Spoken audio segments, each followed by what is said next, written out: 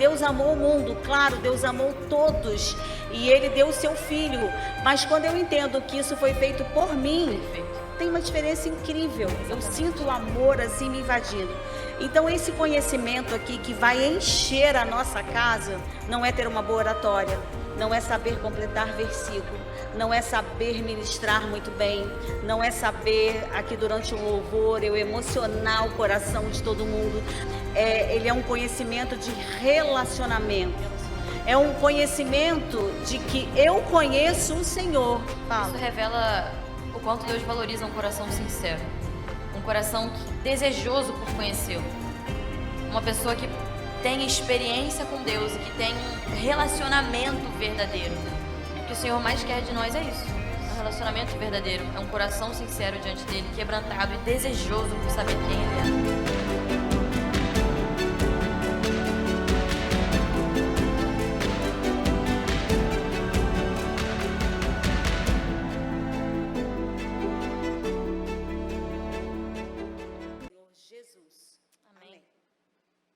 Meline, hoje nós vamos falar sobre construção. Construção. E nós vamos falar... Tem pedreiros aqui nessa noite? Engenheiros, arquitetos. Engenheiro. Arquiteto, alguém? Temos aqui. Muito bem. Tem mestre de obras aqui? Tem gente que vende material de construção? Pois é.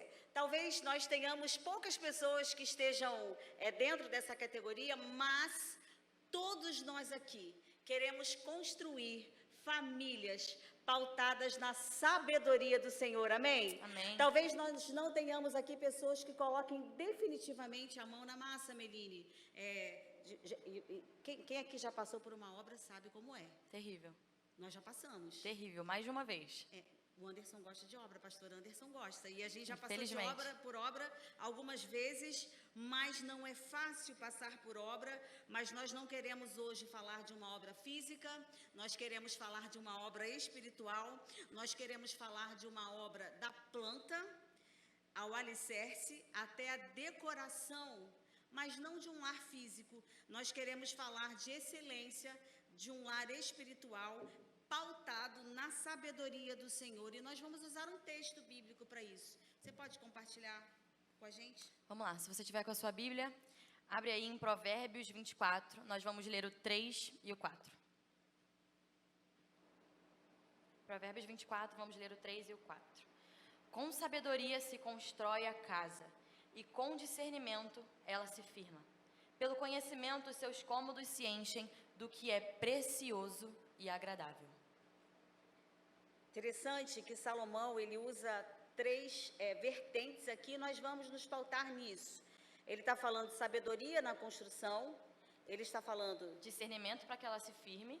Para que ela se firme depois de construída e depois... O último ponto que ele traz é o conhecimento para que os seus cômodos se encham daquilo que é precioso e agradável. Nossa, esse ponto mexe muito comigo. Preencher com aquilo que é agradável. As nossas casas, elas precisam estar cheias disso. Bom, Salomão, ele traz princípios em Provérbios e ele fala sobre família, e ele fala sobre casa.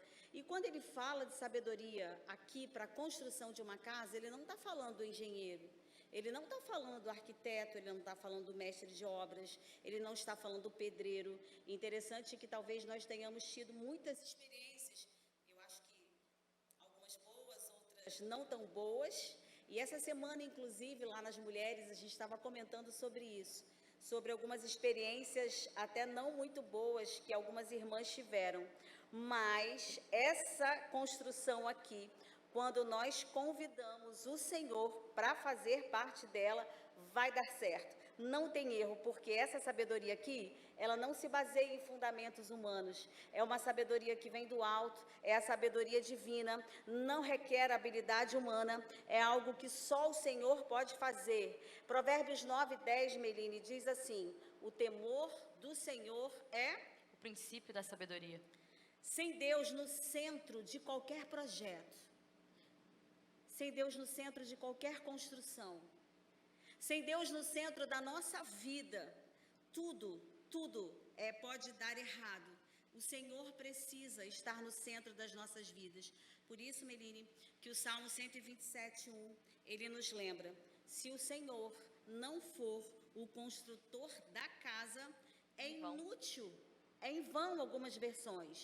É em vão trabalhar na construção, ou seja, nós podemos fazer muitos cursos, nós podemos usar literatura, nós podemos buscar ajuda com pessoas, nós podemos dar o nosso jeito, como algumas pessoas dizem. Mas se o Senhor não estiver no centro?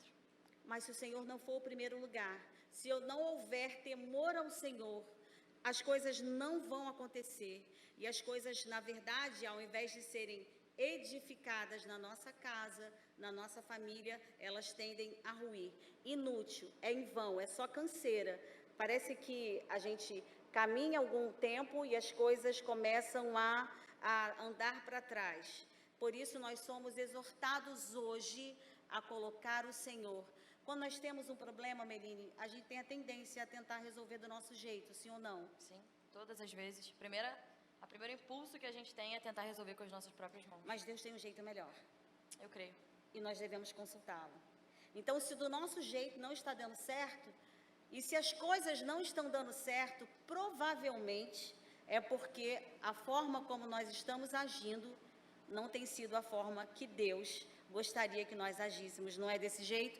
Eu creio que está sendo assim. Então, para construir a casa, nós precisamos de temor ao Senhor, consultar ao Senhor, colocar o Senhor nos planos e projetos. Ele precisa estar inserido. Nós precisamos trazer Deus ao nosso contexto. Não tem como nós ensinarmos ao menino sobre futuro sem que Deus esteja inserido nesse futuro. Não adianta nós querermos falar sobre faculdade sem falarmos sobre salvação.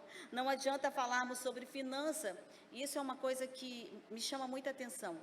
Não adianta nós, é óbvio que nós devemos planejar nossa vida financeira, mas se nas nossas finanças não estiverem inseridos os princípios de governo e os princípios de dízimo e o princípio de oferta e os princípios de generosidade, isso tudo também será em vão. Por isso que muitas vezes a vida financeira ela está uma ruína. Então, primeiro princípio para a construção deve ser a inserção da sabedoria, temor do Senhor. Bom, construímos a casa, estamos saindo da planta e agora essa casa ela precisa ficar de pé. Amém. Fala pra gente, Meline. Vocês podem me ajudar? Com sabedoria a gente constrói a casa e com discernimento ela se firma. A gente vai partir para o segundo ponto agora. Você pode dizer isso? Com discernimento ela se firma. A gente começou falando sobre como se constrói uma casa. E esse é o princípio das coisas. A nossa primeira atitude é construir. Mas do que adianta começar bem? Do que adianta construir se tudo isso for ruir? Então, além de começar bem, além de construir, a nossa edificação precisa se manter firme. De pé. Exatamente. Ela precisa se manter firme, se manter de pé. E constância é uma coisa difícil na vida do crente. Na vida do crente e na vida de qualquer um, eu acredito. Muitas vezes a gente começa, fala que agora vai, agora eu prometo, agora eu não caio, agora eu não faço mais isso e recorrentemente a gente cai. O próprio Salomão, o escritor do livro de Provérbios, ele começou bem. Você lembra do começo dele? Ele orou pedindo ao Senhor o quê? Sabedoria. E o Senhor fez o quê? Deu sabedoria e junto com a sabedoria outro tanto de presente para ele. Exato. Mas toda essa riqueza e o que ele usufruía da vida, mulheres, tudo isso fez com que ele se distraísse. Então, apesar de Salomão ter tido um bom começo, ele não soube manter-se firme. Nós precisamos saber começar, mas nós precisamos saber nos mantermos. E a questão do discernimento, ela vai muito além de... É algo que nós não enxergamos fisicamente, mas é algo que o Senhor nos mostra. Eu estava conversando sobre isso com você e uma coisa que nós chegamos à conclusão, na verdade está escrito no livro de Hebreus, que o discernimento é algo para o crente maduro, não é isso? É isso. Eu não sei quem aqui já tentou fazer dieta alguma vez, você já tentou? Levanta a mão, irmão, pode levantar quem já tentou fazer, levanta a mão. Eu sei que eu não sou a única aqui que já tentou fazer uma dieta. A gente vê com coisa boba que a constância é algo difícil. Você começa o dia na sua dieta, você come ali um ovo mexido. No almoço você vai comer um frango com arroz e uma salada. O lanche, você vai comer uma fruta, uma castanha, e chega na janta, você pede uma pizza GG para você comer sozinho. A constância é uma coisa difícil em todas as áreas. E a gente vê isso das formas mais bobas. E aí aquilo que você estava falando, a gente faz promessas e mais promessas. Eu vou ser menos ríspido. Eu vou ser uma pessoa mais paciente. Eu vou ser menos procrastinador. Eu vou ser uma pessoa mais proativa. Eu vou tratar as coisas com mais docilidade dentro do meu lar. Mas na prática... Vou sair do celular. Vou sair do celular. Mas na prática, quantas vezes a gente deixa essas coisas saírem do nosso controle? A verdade é que a gente ama a nossa zona de conforto, por mais que ela traga desconforto à nossa família. Meline, repete isso aí, porque isso aí é muito bom. Vou repetir, ó. A gente ama a nossa zona de conforto, por mais que ela traga desconforto à nossa família. Aqueles que convivem com a gente, aqueles que sofrem com as más decisões que nós tomamos. Com aqueles que sofrem com esses defeitos que nós não estamos dispostos a abrir mão. Você já parou para pensar nisso? Que as coisas que você não está disposto a abrir mão por preguiça, por procrastinação, por falta de maturidade, como você falou, como isso pode afetar as pessoas que convivem com a gente? Mas a gente solidifica a nossa casa com discernimento. Discernimento. Você pode me ajudar? A gente solidifica a nossa casa com discernimento. Discernimento. O discernimento nos ajuda a sustentar a casa diante de crises. Ele nos ajuda a escolher, manter, eliminar aquilo que realmente importa. O discernimento é essa habilidade de eu olhar além somente do que é visível.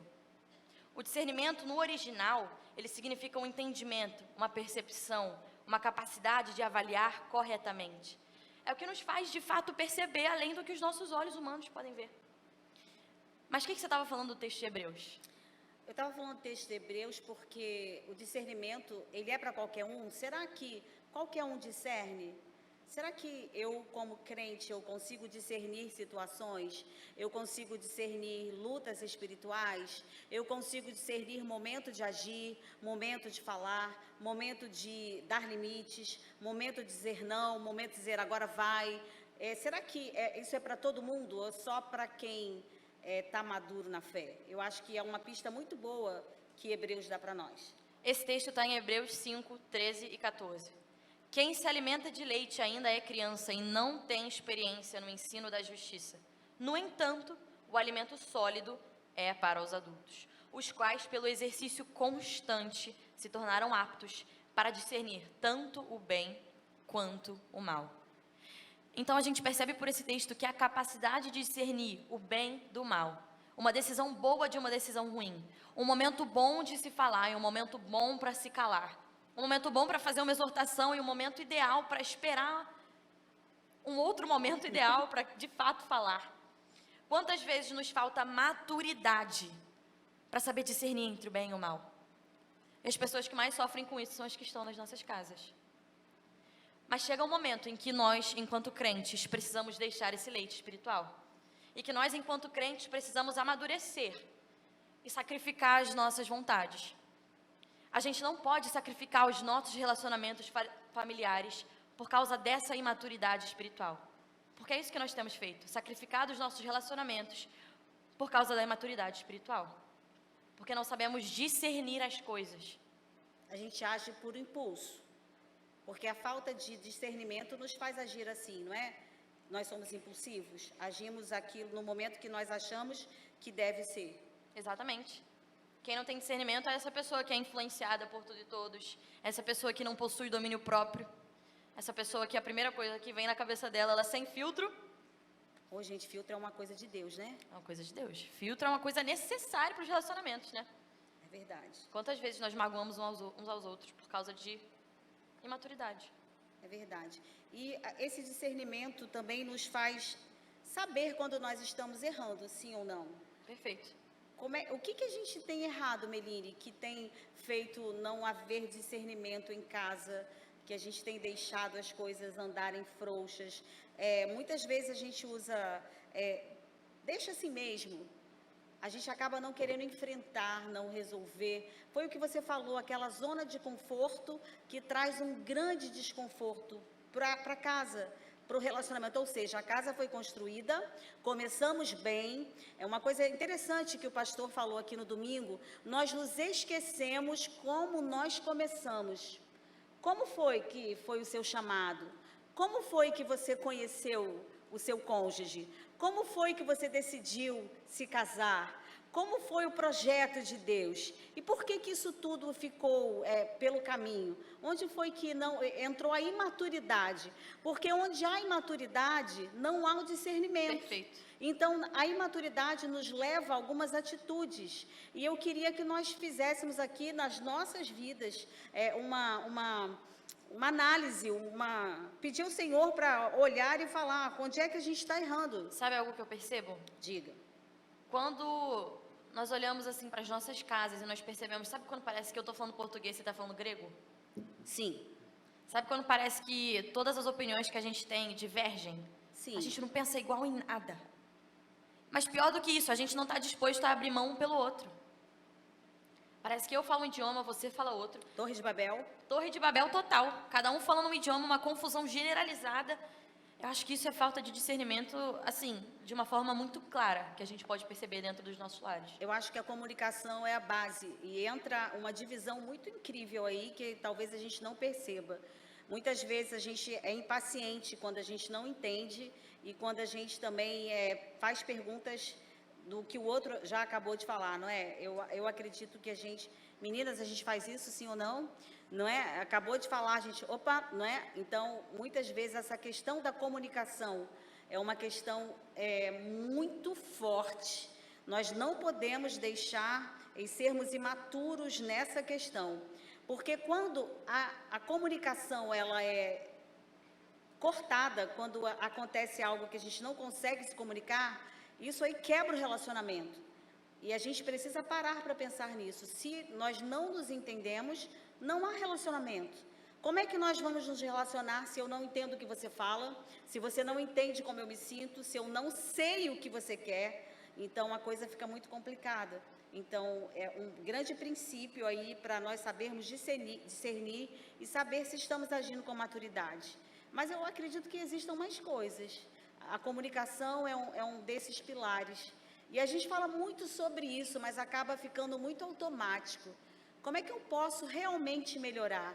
Eu acredito que os gritos atrapalhem, eu acredito que o silêncio ensurdecedor. Dá para entender isso, gente? Porque existe uma diferença entre o silêncio na hora certa e aquele silêncio ensurdecedor. Exatamente. Aquele silêncio de sepulcro, aquele silêncio de que eu não quero me comunicar com você. Então, isso também é uma grande prova de maturidade.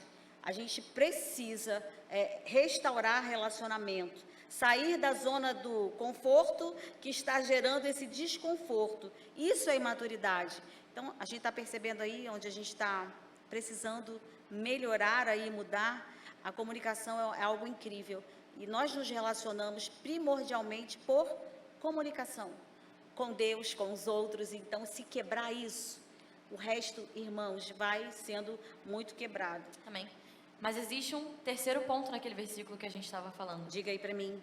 Terceiro ponto, vocês lembram? O conhecimento, através do conhecimento, os seus cômodos se enchem do que é precioso e do que é agradável. Através do... Eu posso repetir o versículo? Porque aí a gente vai completar o versículo para ver se nós gravamos bem. Com sabedoria se... Constrói. Então, Meline, se ninguém completar, você completa para mim, tá? Aqui com você. Então, vamos lá. Você está com a Bíblia aberta, gente? Vamos lá. Qualquer coisa cola, gente. Só para a gente não estar falando sozinha aqui. Você pode colar, fica à vontade. Flávia, cadê você que sempre ajuda nessas questões? Vamos lá. Com sabedoria se... Constrói. Então, a gente já sabe que é imprescindível que o Senhor esteja no projeto, esteja na construção, o temor ao Senhor, e aí, muito bem. E o segundo ponto foi com discernimento. Com a professora, com discernimento, a casa se firma. E agora o terceiro ponto, pelo conhecimento, os seus cômodos se enchem do que é precioso e agradável. Então, escute isso, pelo conhecimento. Mas que conhecimento é esse, Meline? Que tipo de conhecimento seria esse? Eu acredito que esse conhecimento seja muito mais do que a gente imediatamente pensa. O conhecimento de revista, talvez. Conhecimento científico, um conhecimento... Trazendo para a Bíblia, né? A gente às vezes tem a impressão de que conhecimento é eu saber a Bíblia de ponta a ponta.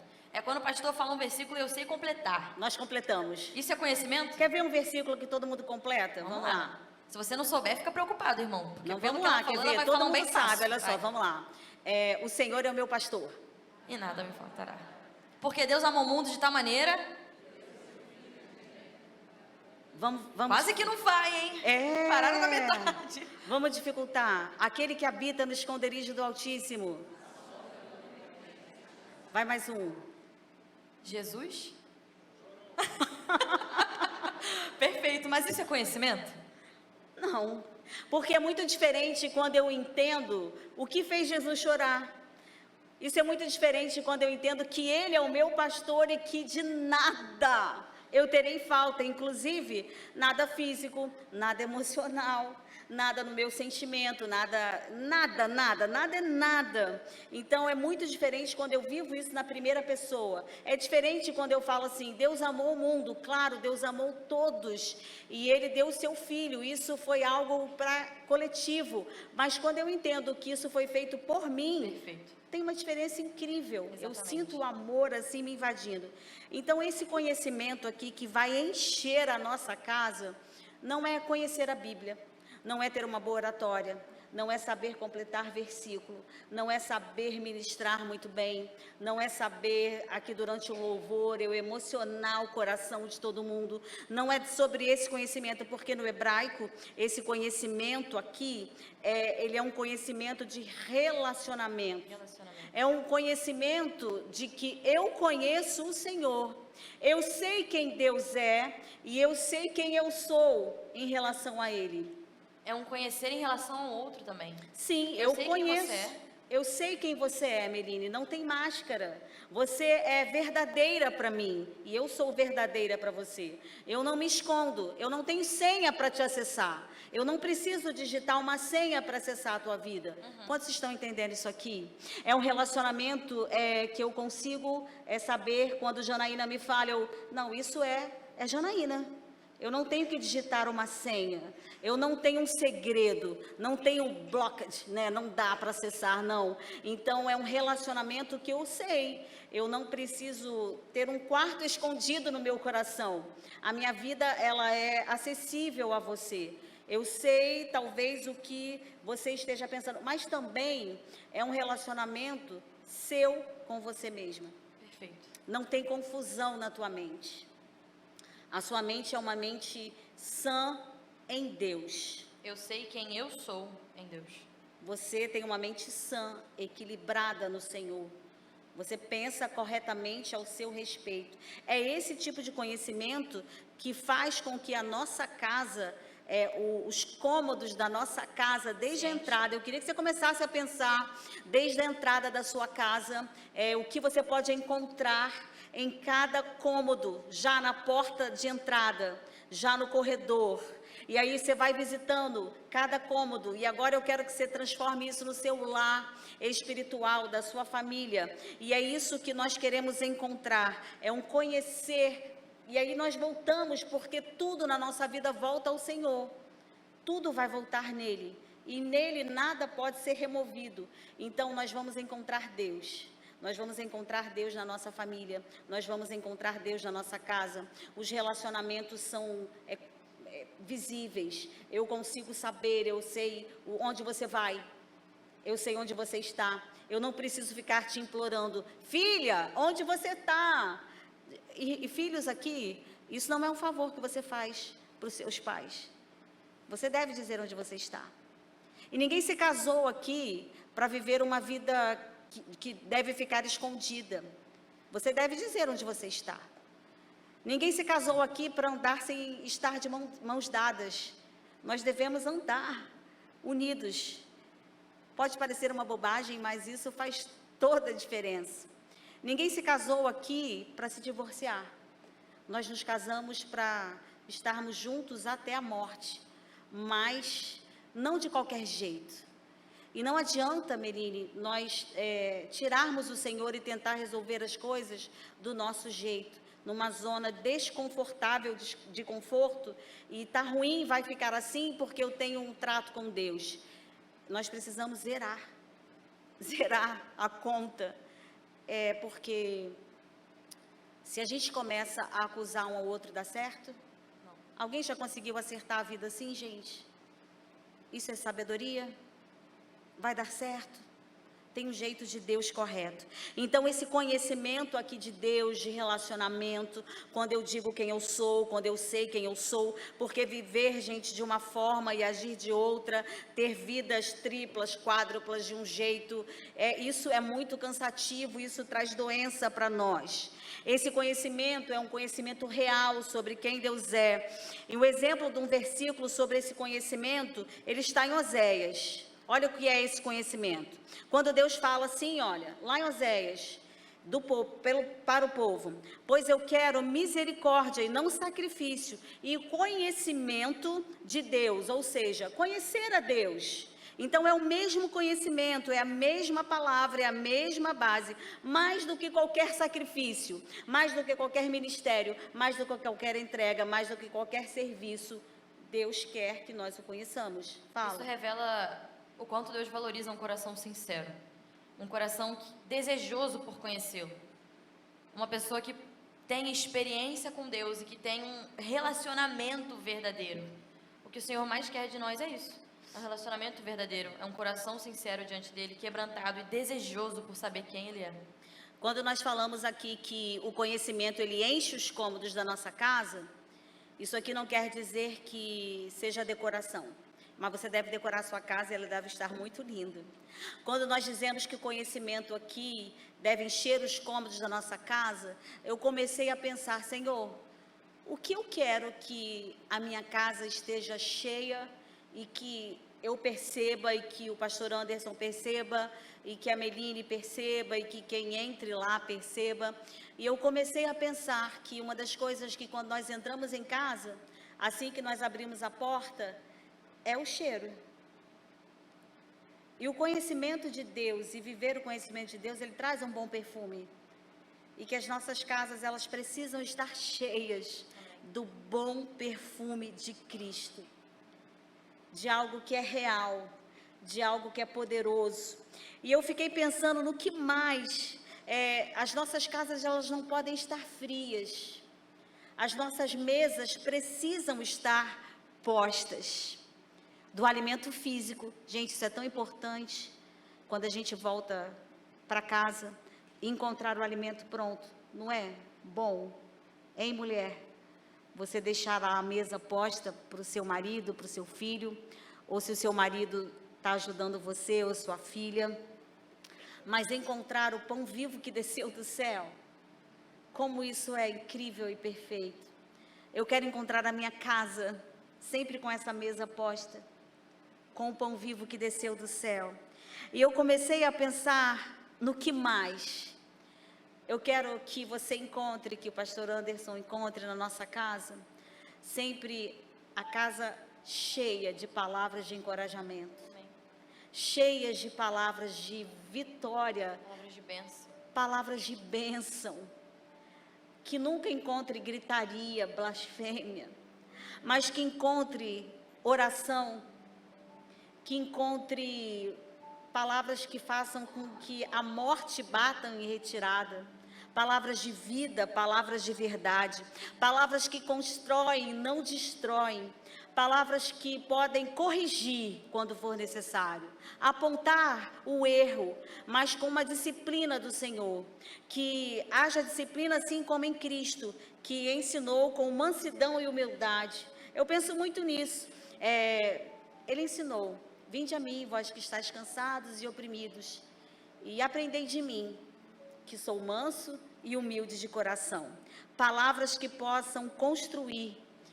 Os nossos cômodos precisam estar cheios de paz, mas uma paz que excede a todo entendimento. Uma paz que a guerra que a gente vive e vê lá fora, uma guerra que é cruel e que famílias aí estão se degladiando e se traindo e expondo umas às outras, mas que na nossa casa haja declaração de bênção. Amém. Filha, eu te abençoo em nome de Jesus. E lá em casa a gente instituiu a bênção, como dos meus pais, dos meus avós. E talvez você ainda não tenha instituído isso, e é algo muito poderoso. Bênção pai, bênção mãe. e você poder proferir isso sobre a vida dos teus filhos. Poder a nossa casa estar cheia de eu te amo. Eu falo sempre isso porque para mim isso é muito poderoso. Se o amor declarado não fosse importante, Deus não teria declarado o amor por Jesus publicamente, quando ele estava saindo para enfrentar uma grande tentação. Eu costumo dizer isso porque isso é muito importante. O momento da saída da casa e o momento que a gente vai entrar. Que a nossa casa esteja cheia da verdade. Os nossos cômodos estejam cheios de generosidade. Nós precisamos construir a nossa casa pautada nessas 3 vertentes. E aí eu acho que você pode repetir com a gente agora, que seria... Vamos lá? Sabedoria. A gente vai falar os 3? A gente fala os 3, depois a gente repete o versículo. Isso aí. Vamos lá? A primeira é sabedoria, discernimento e conhecimento. Vamos falar assim com bastante convicção e assim bem rápido para você não gaguejar e não se esquecer e você contar para alguém sobre o que foi ministrado aqui nessa noite. Mas é para a gente colocar em prática e nós pensarmos assim, qual é o fundamento que está faltando lá em casa? Eu não quero só falar sobre isso, eu quero viver. Eu não quero me acomodar, eu não quero achar que está tudo bem, eu não quero me acomodar na minha zona de conforto, trazendo desconforto. Eu quero viver o que Deus tem para a minha vida. Então vamos lá? As 3 vertentes, as nossas... Vamos lá, quando Melim disser já. Vamos lá, 1, 2, 3 e já. Sabedoria, discernimento e conhecimento. Eu acho interessante que a construção de um lar, ela não é um projeto rápido. E que acaba. Também não acaba. É para sempre. Quem aqui já conseguiu construir uma casa em 1 mês? 2 meses? 3 meses? A construção de relacionamentos é muito mais importante do que a construção de um espaço físico. E quantas vezes nós investimos mal, nós investimos com prioridade nas coisas que não importam. O ponto que você trouxe do conhecimento é algo muito poderoso. E aí já partindo para a conclusão.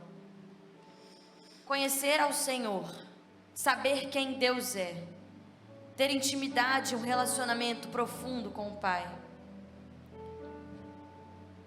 Me fazer disponível para conhecer a pessoa que está do meu lado, a pessoa com quem eu convivo, me esforçar em prol de agradar essa pessoa. Isso enche as nossas casas daquilo que é precioso, daquilo que é agradável. E isso me leva ao questionamento de qual esforço que nós temos empenhado para que a nossa casa seja um lugar cheio de coisas preciosas e agradáveis. Será que você olha para o seu lar, você olha para os seus relacionamentos e você vê algo sólido, você vê algo precioso, você vê algo solidificado no Senhor? Quando a gente estava preparando isso, eu lembrei de uma música, rapidinho, Anderson. Você vai lembrar dessa? Não construa sua casa na areia. Não construa. Me ajuda. Mesmo que pareça firme, é impossível que ela fique, a tempestade a vai derrubar. Isso não é só uma música bonita. Isso está lá em Mateus. Vocês acreditam que eu não anotei que isso está em Mateus? Mas isso está em Mateus. Depois você abre sua Bíblia. Mateus 7, 24 a 27. Quer que eu leia? Leia para mim, por favor. Todo aquele, pois, que ouve estas minhas palavras e as pratica, será comparado a um homem prudente, que edificou a sua casa, ele edificou a sua casa sobre a rocha. Caiu a chuva, transbordaram os rios, sopraram os ventos e deram contra aquela casa e ela não caiu, porque tinha os seus alicerces na rocha. Mas todo aquele que ouve as minhas palavras, de quem são as palavras?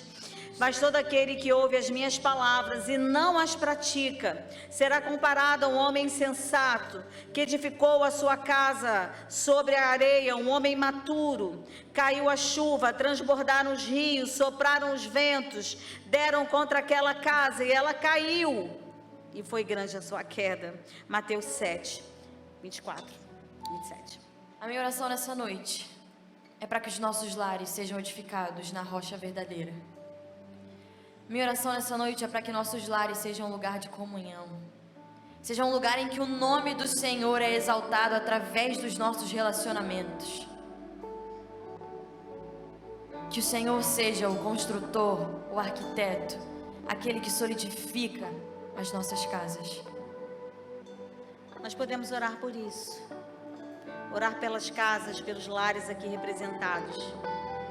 Eu oro porque eu creio que as nossas casas, elas não precisam ser só 4 paredes ou paredes decoradas ou quadros pendurados.